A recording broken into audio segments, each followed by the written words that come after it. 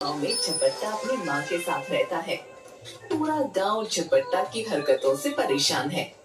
झपट्टा चारपाई पर सो रहा होता है। अरे वो झपट्टा, कितना सोएगा? देख, सूरज सर पर चढ़ाया है। अब उठ जा, तू कुछ काम क्यों नहीं कर लेता? क्या माँ, तुम तो मेरे पीछे ही पड़ जाती हो। ठीक है, मैं अभी जाता हूँ काम की तलाश में। न जाने ये गधा कब कमाने खाने लायक होगा। मैं तो इसे समझा समझा कर परेशान हो चुकी हूँ। इसकी इन हरकतों की वजह से बहू मायके जाके बैठी है। झपट्टा अपने गधे के साथ कुछ दूर निकलता है। गांव की पाठशाला में मास्टर जी बच्चों को पढ़ा रहे होते हैं। बच्चों, कल जो तुम्हें सीता स्वयंवर का अध्याय पढ़ाया था, वो याद है ना? जी मास्टर जी, याद है। ठीक है, आज मैं इस अध्याय से तुमसे सवाल पूछता हूँ। गट्टू, ये बता, भगवान शंकर का धनुष किसने तोड़ा? मास्टर जी, मैंने नहीं तोड़ा। किसने तोड़ा ये बता। माँ कसम, मैंने नहीं तोड़ा। मैंने कल सीता स्वयंवर का पाठ पढ़ाया था ना? बता, धनुष किसने तोड़ा? नहीं तो मैं तेरी खाल उतार दूंगा। मास्टर जी, सच कह रहा हूँ, मैंने नहीं तोड़ा। वो सकटुआ का बेटा है ना, बहुत बदमाश है, जरूर उसने ही तोड़ा होगा। बेवकूफ, इधर आ। मुझे गधे को इंसान बनाना अच्छे से आता है। झपट्टा पास से गुजर रहा होता है और मास्टर जी की बात सुनता है। अरे वाह, मास्टर जी को गधे से इंसान बनाना आता है। क्यों ना मैं अपने गधे को मास्टर जी से इंसान बनवा लूं। वो इंसान बनकर कमाता रहेगा और मैं आराम से बैठकर खाता रहूंगा। झपट्टा पाठशाला में मास्टर जी के पास जाता है। मास्टर जी, आप गधे को इंसान बनाना जानते हैं? हाँ, जानता हूँ, इसमें कोई शक है? मास्टर जी, आप मेरे गधे को इंसान बना दीजिए ना। सच के गधे को? मास्टर जी, जितने पैसे लगेंगे वो दे दूंगा, लेकिन आप मेरे गधे को इंसान बना दीजिए। अरे, तू बात को समझ क्यों नहीं रहा? आपके हाथ जोड़ता हूँ, मेरे गधे को इंसान बना दीजिए। तू मानेगा नहीं। एक काम कर, तू अपने गधे को इस पेड़ से बांध दे और जा, 2 घंटे बाद आना। ठीक है मास्टर जी, मैं पूरे 2 घंटे बाद आऊंगा, लेकिन आप इसे इंसान बना देना, अच्छा? और साथ में थोड़ा पढ़ा लिखा भी देना। हाँ, जाओ, आराम से जाओ और फिक्र मत करो। मास्टर जी झपट्टा के जाने के बाद गधे को खोलकर भगा देते हैं। दूसरी तरफ झपट्टा खुद से, बहुत देर हो गई, अब चलता हूँ। अब तक तो मास्टर जी ने मेरे गधे को इंसान बना ही दिया होगा। झपट्टा स्कूल जाता है। मास्टर जी, मेरे गधे को आपने इंसान बना दिया। हाँ, वो तो बहुत बड़ा आदमी बन गया है। मास्टर जी, कहाँ है मेरा गधा? जरा मुझे भी मिलवाओ ना। अरे, वो तो पढ़ लिख कर पुलिस में भर्ती हो गया है और हमारे गांव के थाने में दरोगा भी लग गया है।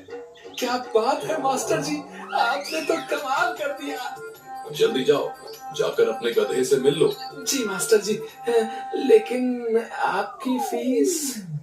अरे, तुम फीस से कोतवाली में मिल लो। जी, मैं अभी जाता हूँ मास्टर जी, धन्यवाद।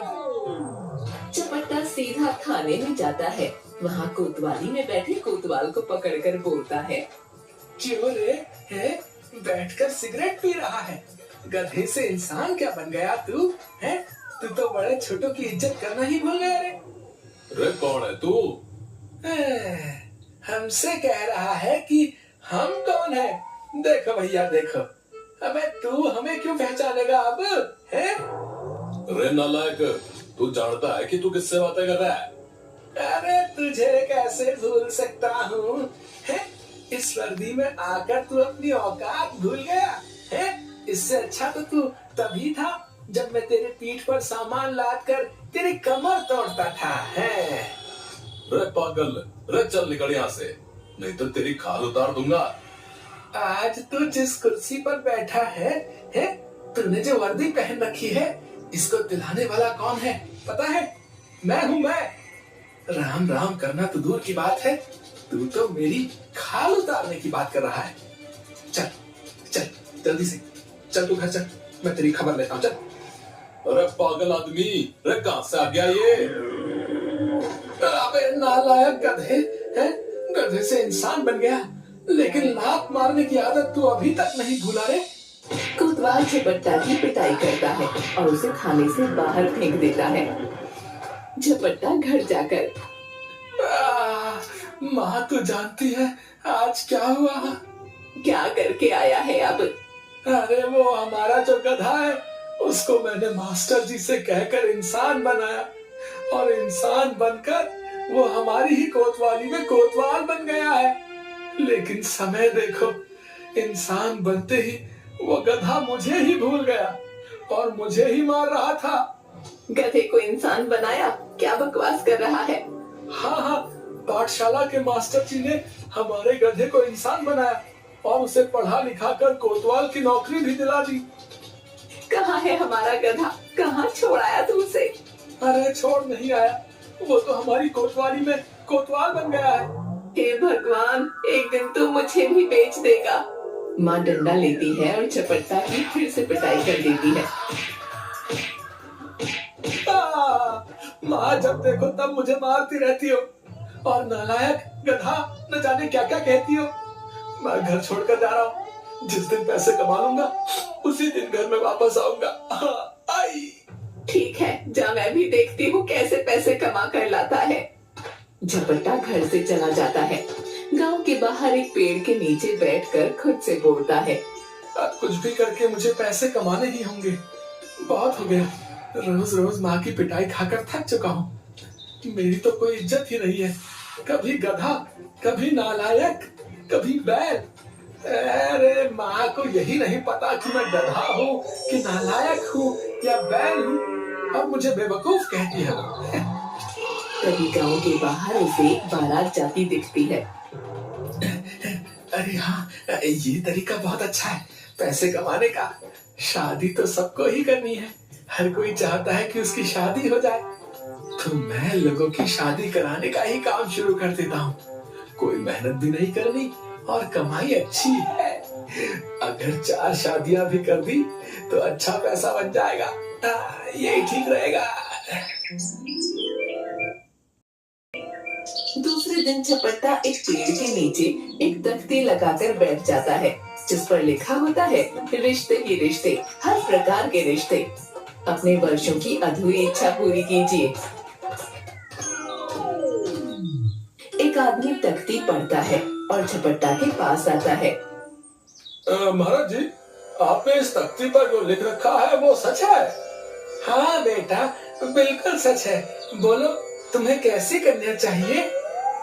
महाराज जी, मेरा नाम सुशील है और मेरी उम्र जो है वो 40 की हो गई है, लेकिन मेरी अभी तक शादी नहीं हुई है। आधी उम्र खत्म हो गई, अब शादी करेगा? क्या कहा महाराज जी? कुछ नहीं बेटा, ये कहा कि शादी की यही उम्र बिल्कुल सही होती है। बताओ, तुम्हें कैसी कन्या चाहिए? बोलो। बस कन्या जो है वो सांस ले रही है, वो भी चलेगी? हाँ, कन्या तो है मेरे पास। तो बस अब जल्दी से मेरी शादी करा दीजिए। कब करना चाहते हो शादी? आज ही करा दीजिए। ऐसे थोड़ी होता है। पहले हम तुम्हें लड़की दिखाएंगे और फिर लड़की भी तुम्हें देखेगी। अगर तुम दोनों एक दूसरे को पसंद कर लोगे तो बातचीत आगे बढ़ेगी, है? फिर दोनों की कुंडलियां मिलेंगी, फिर कहीं जाकर शादी होगी। तो बस ठीक है, आप दुकान बंद कीजिए और कन्या के घर चलिए, अभी कन्या से मिल लेते हैं। अरे तुम तो उतावले ही हुए जा रहे हो, हैं? सब्र करो। ठीक है, फिर आप ही मुझे बताइए कि मुझे क्या करना है। कुछ नहीं, पहले फीस जमा करो। कितनी फीस जमा करनी होगी? 100 रुपए। अभी लीजिए महाराज, पैसों की कमी नहीं है मेरे पास, बस विवाह नहीं हो पाया। चिंता ना करो, अब तुम हमारे पास आ गए हो तो तुम्हारी इच्छा हम पूरी कर देंगे, हैं? सुशील 100 रुपए झपट्टा को देता है और दूसरे दिन आने की बात कहकर चला जाता है। झपट्टा अपने घर जाता है। माँ देखो मैं आ गया। आ गया, हो गया गुस्सा ठंडा। माँ संभाल कर बोलो, अब मैं कमाने लगा हूँ। हाँ तू कमाने लगा है? हाँ मैं कमाने लगा हूँ। ये लो 100 रुपए, मेरी पहली कमाई। 100 रुपए? ऐसी कौन सी कमाई कर रहा है जो पहले दिन 100 रुपए मिल गए? मुझे भी पता है, तो कौन सा काम शुरू कर दिया तूने? दीवारों के भी कान होते हैं, धीरे से बताऊंगा है। झपट्टा माँ को सारी बात काम में बताता है। माँ बड़ी खुश होती है। मुझे तुम पे गर्व है, आखिरकार तूने सही रास्ता निकाल ही लिया। भगवान खूब तरक्की दे तुझे। ऐसे ही तू 100 के 1000, 1000 के 5000 और 5000 के 5 लाख बनाए और मुझे देता रहे। दूसरे दिन झपट्टा अपनी दुकान पर बैठा होता है। दूर से उसे सुशील आता दिखता है। अरे ये नास पीटा फिर से आ गया, लगता है ये शादी करके ही मानेगा। राम राम महाराज जी, मैं आ गया। चलिए लड़की देखने चलते हैं। हाँ हाँ सबर करो, चलते हैं, लेकिन आज नहीं चलेंगे। आज लड़की अपने मामा के घर गई है। ठीक है महाराज जी, मैं कल आता हूँ। है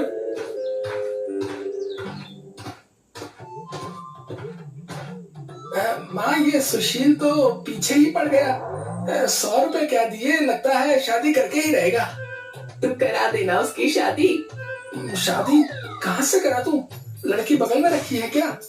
लेकिन कुछ तो करना पड़ेगा। वही तो मुझे समझ नहीं आ रहा। कल वो सुशील का बच्चा फिर से आएगा और उसे दिखाने के लिए मेरे पास तो कोई लड़की नहीं है। इसमें क्या परेशानी है? लड़की सिर्फ दिखानी ही तो है, ये तो मुझ पे छोड़ दे। माँ झपट्टा के कान में कुछ कहती है। दूसरे दिन झपट्टा सुशील को अपने घर ले आता है। सुशील भाई बैठो। यहाँ तक आने में कोई दिक्कत परेशानी तो नहीं हुई? नहीं महाराज, कोई दिक्कत परेशानी नहीं हुई। मैं तो रास्ते भर अपने होने वाली पत्नी के बारे में सोचता रहा और पता ही नहीं चला भैया कि कब मंजिल आ गई। बैठो कन्या आती है। हाँ महाराज जी, जल्दी बुलाइए कन्या को, जल्दी से, अब सबर नहीं होता। अरे सबर कर। झपट्टा घर के अंदर जाता है और अपनी माँ को घूंघट डालकर सुशील के सामने ले आता है। ये लीजिए पानी। लाइए, मुझे दीजिए। अपनी नाजुक हाथों को इतना तकलीफ मत दीजिए। आप बैठ जाइए। नहीं, मैं ठीक हूँ। तुम्हारा नाम क्या है? सुंदरी। नाम में ही सुंदरता भरी हुई है। तुम तो सुंदरता की मूरत लगती हो। सुंदरी घूंघट में हंसने लगती है। ये रही कन्या है, और तुम भी देख लो, ये सुशील है। कन्या की लंबाई चौड़ाई तो अच्छी है। अब ऐसा है महाराज, मैं सोचता हूँ कि कन्या से लगे हाथों कुछ बात ही कर लेता हूँ मैं। ठीक है, बैठ जाओ, बातें कर लो। नहीं, आपके सामने नहीं भाई, आप तो पराये मर्द हैं, तो हम अकेले में कुछ बात करना चाहेंगे। अबे साले है, मैं पराया हूँ क्योंकि उसने मुझे जन्म दिया है और तो इसका सगा है। अरे मेरे सामने कर लो, मैं कौन सा तुम्हारी बातें पेपर में छपवाने जा रहा हूँ।